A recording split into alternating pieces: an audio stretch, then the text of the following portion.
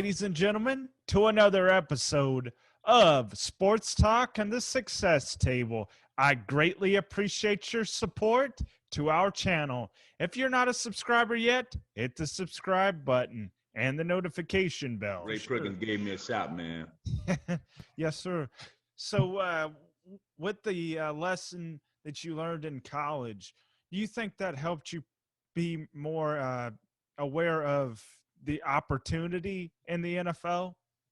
I was aware of the opportunity, but I just thought I could do whatever I wanted to do and still make it. I thought I was invincible, man. You know, I was a great athlete. I was a great athlete, man. My skills, and I knew I had the talent to play. But you know, some off the field incidents that happened. You know, I was pretty wild, man, and I partied a lot. You know, I was an animal, man, and I knew who I was, you know, and everybody knew me, and I was on campus, you know, but I was a real party animal, man. But I didn't think that. Well, I thought I was invincible, and I thought I would never, you know, get in trouble for the stuff that I done. For sure. But once it happened, you know, it brought a lot of humility to my life, and I just asked God forgive me, you know, for all this stuff that I've done, not putting you first in my life, you know. So I had a life-changing moment, man, and you know, I really leaned on God, man, for my strength and my, you know, my discipline from that point on. For sure. So with your 8 years in the NFL, which year do you think was your most impactful in your mind to you? I think my first 3 years in Tampa Bay, because I was in Tampa my first 3 years, and then I started my rookie year about 8 games, and then I started a couple of games my second and third year. But I was really good on special teams, and I was the gunner on the outside, man. So I really excelled on special teams, and then I was a free agent after my third year, and Jimmy Johnson, the Dallas Cowboys, and special team coach, they wanted me to come to Dallas. So, and then Belichick wanted me to come to Cleveland because he was in Cleveland, and him and Nick Saban was the defense coordinator. And it was between Dallas and the Cleveland Browns because I was a free agent where I would go. But I was from Texas, and I always loved the Dallas Cowboys growing up. So I had a chance to go home and come back home and play for the Cowboys. So I ended up signing with Dallas Cowboys, man. Got a big signing bonus, man, and I was gonna come in, you know, and definitely excel on special teams and try to get the starting safety position from James Washington, who was my good buddy, man. And I pulled my hamstring like the second week of training camp, man. So, and I really didn't get back to my full strength until the last preseason game. And actually that game I got to play of the game, the last preseason game with the Cowboys. So what they was gonna do, they was gonna try to just waive me and then come right back and sign me right back.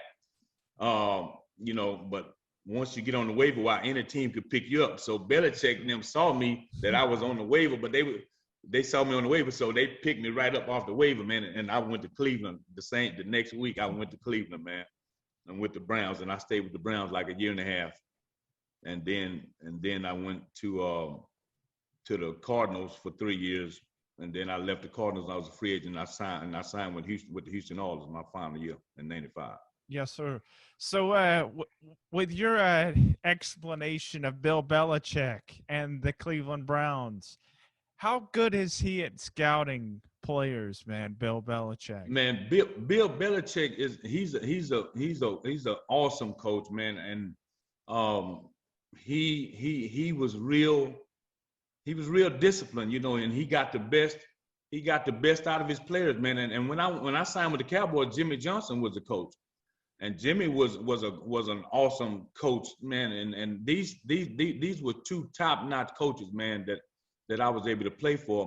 But they was real disciplined, and they got the best out of their players, man. They got the best out of their players, and there was no nonsense at no time. No nonsense at no time.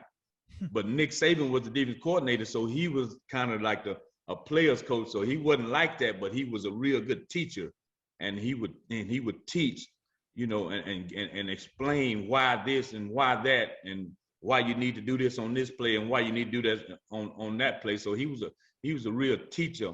But Belichick was no nonsense, man. But he got the best out of his players, and you know, I love playing for all those guys, man. For sure. So with Bill Belichick, did you see his run coming in the NFL? That was his first head coaching job. Yes. So I think when I got to Cleveland, that was his second year. So, but we had a good team. But you know, he was just building and getting all the players that he wanted, you know, at the time. But it didn't end up. We didn't end up winning. So I guess he got let go, and he went to the Patriots with the coach from the Giants. What's his name? Bill Parcells. Parcells. He went to go with Parcells with New England. So, but he was a great coach, man. But at that time he wasn't winning. But I knew he was a great coach, but it ended up working out for him real good, man, real good when he went to the Patriots. For sure. Hey, 8 Super Bowls, you can't really rag on. Oh, absolutely.